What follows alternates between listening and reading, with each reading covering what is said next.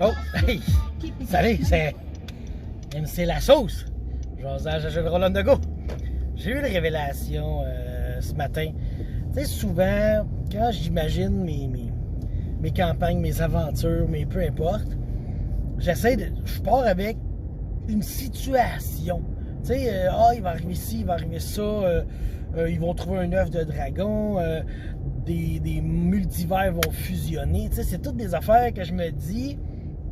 Puis, c'est pas la première fois que j'entends ça, mais jamais ça m'a effleuré l'esprit d'utiliser cette technique, OK? C'est la technique de prendre un monstre et de construire autour. Tu sais, tu dis, bon, ben mon boss final, là, moi, j'ai vraiment le goût que ça soit ça. Puis là, tu trouves de quoi d'original, là, pas un dragon bleu, là, tu sais, c'est cool, mais c'est pas original, là.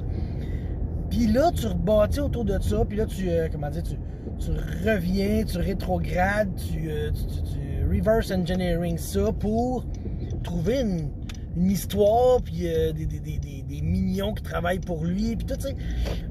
Il y a vraiment moyen de faire de quoi avec, en partant d'un monstre et non pas d'une situation où, tu sais, ça m'est arrivé aussi par le passé d'y aller par les lieux. Tu sais, ça serait cool, un temple dédié au, je sais pas moi, du monde qui vénère des chevaux, n'importe quoi, m'en calisse, là.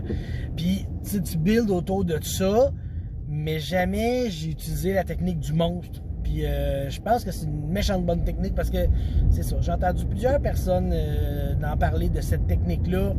Et, en fait, c'est D&D Lair, je me souviens plus, là. En tout cas, le gars, je l'écoute, il est vraiment cool, mais des fois, c'est qui me gosse, puis des fois, c'est qui m'impressionne. Tu sais, c'est vraiment un ou l'autre. Ce gars-là, il est bien spécial, là. Il me semble que c'est le D&D Lair, je pense que c'est le nom de sa revue. Là. Peu importe, là, c'est pas important. Puis lui, il fait souvent des Let's Build an Adventure.